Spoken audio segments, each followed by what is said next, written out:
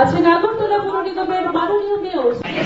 সবচেয়ে নতুন জিনিস দেখলাম আজকে, এই সংগঠন একটা নতুন জিনিস করছে যে রক্ত বন্ধন বলে একটা অ্যাপ খুলেছে। আপনারা জানেন যে রক্ত দান করছে, আমি ইদানিং জানি না, আমি যখন আগে বিরোধী দলনেতা ছিলাম,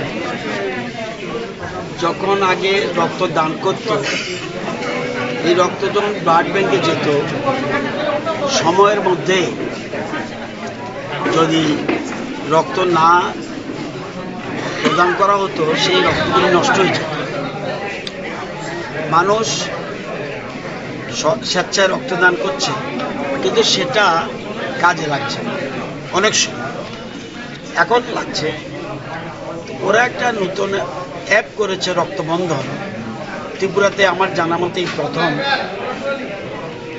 ওরা করছে এরকম একটা অ্যাপ খুলে ওখানে সব তাদের কার্যকর্তাদের একটা রেজিস্টার করে নিচ্ছে।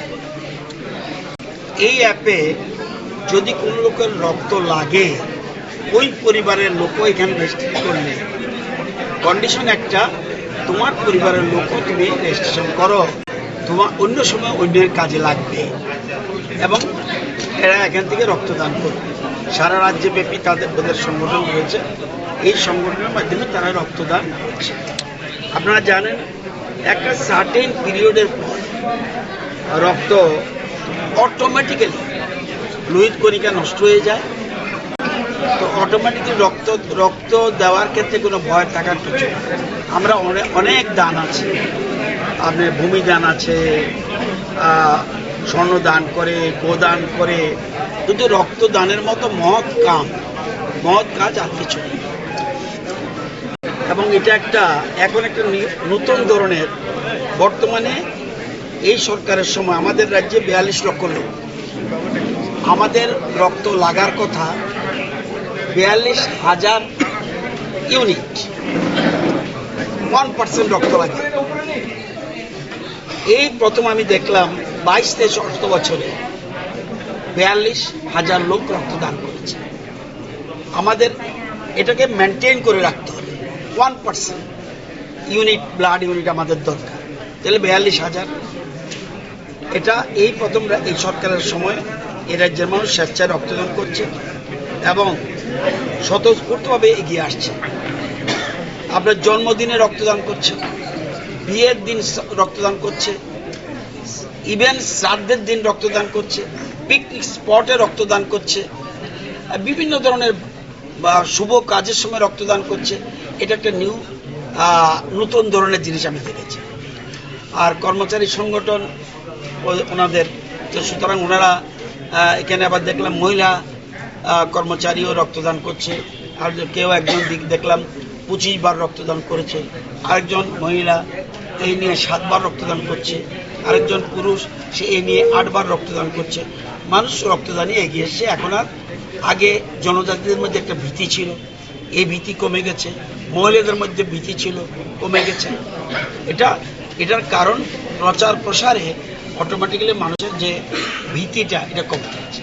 তো খুব ভালো জিনিস। এবং আপনারা জানেন এটার ফলে রক্তদান যদি করার পরে বিভিন্ন সার্ভেতে দেখা গেছে যে ক্যান্সার রোগটা রিস্কটা কমে যায় এবং হার্টেরও অনেক নাকি ভালো হয়, ডাক্তাররা যেটা বলছে। এবং এই জিনিস খুব ভালোভাবে আমাদের রাজ্যে উৎসাহের মেজাজে রক্তদান মানুষ করছে, উৎসবের মেজাজে করছে। তো এই সংগঠনকে আমি ধন্যবাদ জানাই। নিউ অ্যাপের নতুন ধরনের একটা রক্তবন্ধন একটা অ্যাপ করে সারা রাজ্যে একটা মেসেজ দিচ্ছে।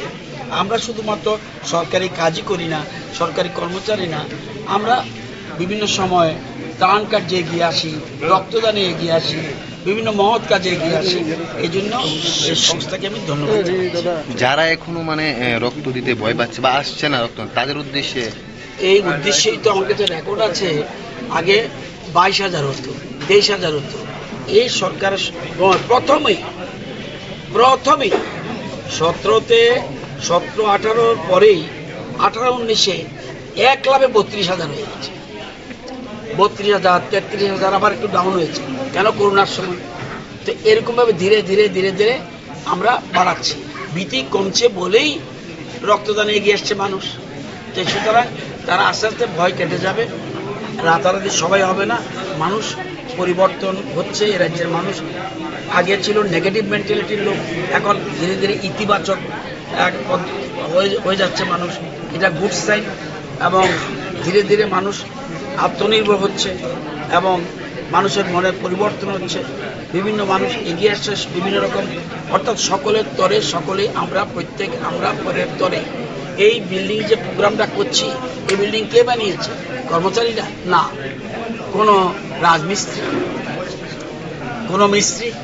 আপনি যে রাস্তা দিয়ে এসছেন, এই রাস্তাও আরেকজন বানিয়েছে, ওই রাস্তা দিয়ে আমি হাঁটছি, আমার যে ভাত খাচ্ছি এটাও চাল আরেকজন উৎপাদন করছে, এই যে কাপড় পরছি এটাও আরেকজন তৈরি করছে। তাহলে আমরা একে ছাড়া এক অন্যকে, যত বড় ধনী বিত্তবান হোক, এই যে রক্তদানটা আমাদের দেশে মহারাষ্ট্র থেকে চালু হয়েছে। কেন হয়েছে? বহুত প্রপার্টির মালিক, টাটা কোম্পানির ম্যানেজিং ডাইরেক্টর মোস্ট প্রবাবলি ওনার ছেলে একমাত্র সন্তান ওরা ব্লাড ব্লিডিং হচ্ছিল প্রচুর, হসপিটালে নিল, প্রচুর টাকা ওনার, কিন্তু কোনো রকমই মানে ব্লিডিং বন্ধ করতে পারছিল না, অথচ পয়সার অভাব নেই। মোস্ট প্রবাবলি টাটা কোম্পানির ব্রাঞ্চ ম্যানেজার, এবং পরবর্তী সময় উনি কর্মচারীদের উদ্দেশ্যে লিখলো যে আমার ছেলেকে আমি পাচ্ছি না, তোমরা যদি এগিয়ে আসো। কর্মচারীরা এগিয়ে এসে রক্তদানে এগিয়ে আসলো এবং এর ফলে এই মানুষের দেওয়া রক্ত দিয়ে ওনার ছেলেকে বাঁচালো, টাকা দিয়ে বাঁচাতে পারে।